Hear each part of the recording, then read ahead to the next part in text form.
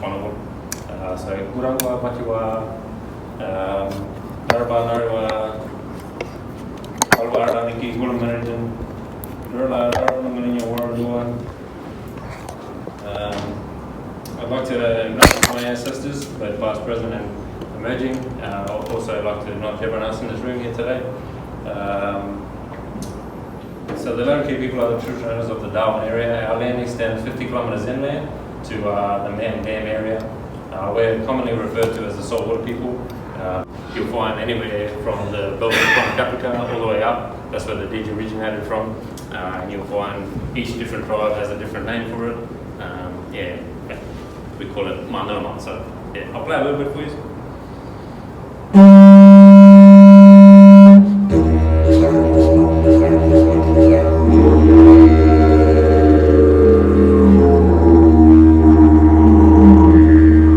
Acknowledgement to elders past, present and emerging into the land and sea community which they represent, always have done and always will do. I'm always conscious when we start afternoons like this or a couple of days like this that you all could be somewhere else. I suspect that I went around the room and you're all thinking, well, I could be doing this or I should be doing that.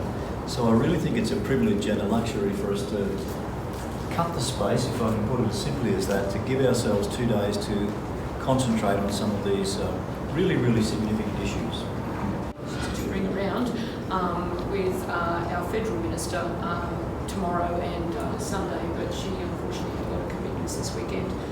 From the Australian Education Union, we have our apologies from Karina Haythorpe.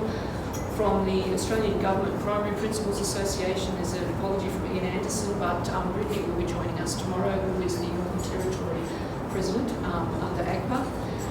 Dion Anderson, who is the Australian Aboriginal Principals Council President. Pania Turner, who is the President of the Western Australian Council of State School Organisations, WACSO. Tabby Fudge will be with us tomorrow, but Tabby puts her apologies in for today. One of our directors, Fiona McCarthy, is stranded over in Western Australia, hasn't been very well, so she won't be joining us this weekend. And our Company Secretary, John O'Shaughnessy, also is not well and also has family.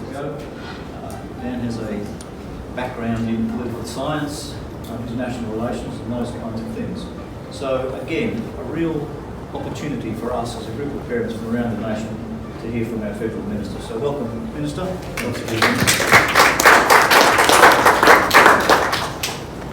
Thanks, Kevin. Can I say it's wonderful to be here with you, and great to see you too. And apologies that we came in the back entrance rather than the front. I hope you're slowly recovering from it. So that's good. Can I say it's wonderful to be here, and can I acknowledge the traditional owners also of the lands and acknowledge their elders past, present and future.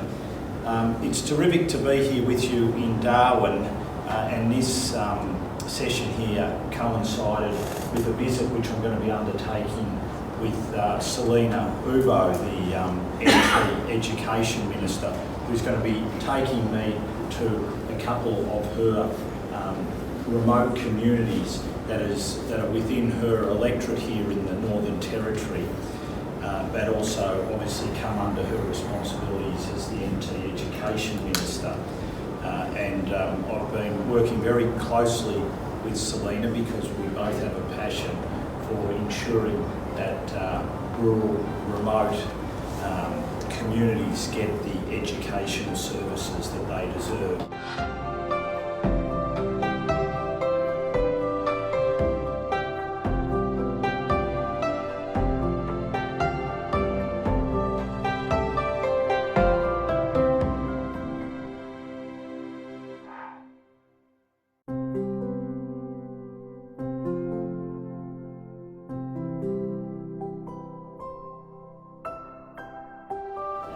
To acknowledge our Aboriginal colleagues in the room today.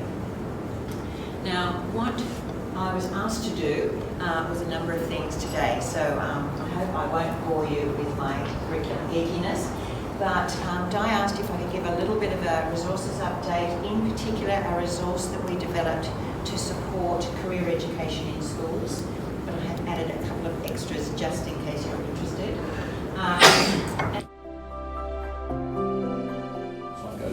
So my brief partly was to tell you about the story of Queensland and what's been happening with the new QCE, and there's been a fair bit of change that's happened in the senior phase particularly. I'm brand new to the QCAA, so prior to this year I was in school and have been a teacher for 20 odd years, and the past 8 years was a senior school deputy principal. So all of this change that has happened in Queensland, I was sort of helping lead the enactment of that in my school, but being at the QCAA this year has been fascinating in terms of seeing what's happening across the state. I think sometimes you get a little bit insular in your school, but yeah, really excited to be part of QCAA. So, thank you, because you know, having been in education over 30 years, I know none of this happens without key partners like yourself.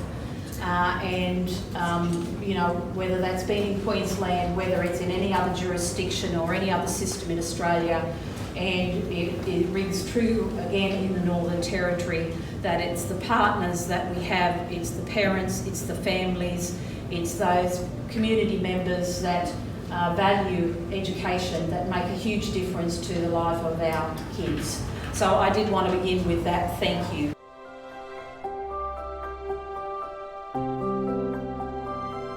QACSL, which is the Queensland Association of Combined Sector Leaders, formerly P1012 Association. You'll see there is a connection.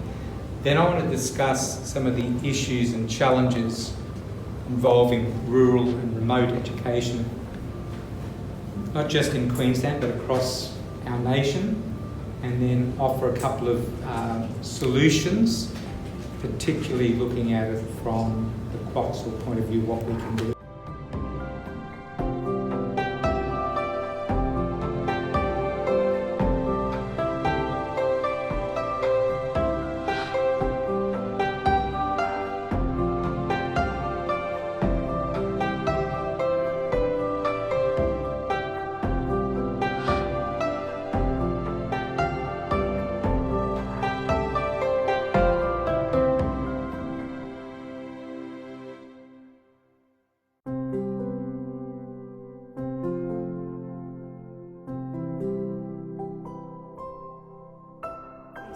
Those young people having agency over their learning. It's more than a voice, but it's about being active participants and active in the improvement agenda for their school and their classroom. So that means that we've got to start to be able to engage with our kids in a very different way. And it means that we have to grow their capability around their metacognition to be able to understand the data and their learning and their impact.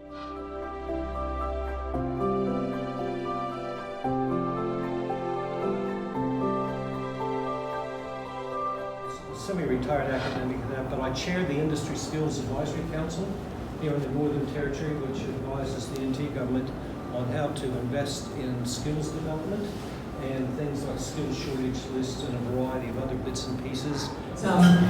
This is the last session, but it's one of the best sessions because it's one of the sessions that we've been able to have some discussions with.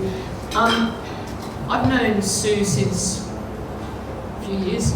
But A decade or so going back. It was when she was in New South Wales. Now she's up at the University of Southern Queensland. But findings, a bit about our study and some of the preliminary findings that we have, and then in the second part of the session I've brought along 3 case studies, and so I'll ask you to sit in 3 groups and give each group a case study and a little bit of time to read it through together and talk it through, and then give you a chance to speak back to the group about your case study and some kind of question. A group of this sort, your input is really, really valuable to our research team, so hoping that you might mind to do that as a more interactive second part of the session.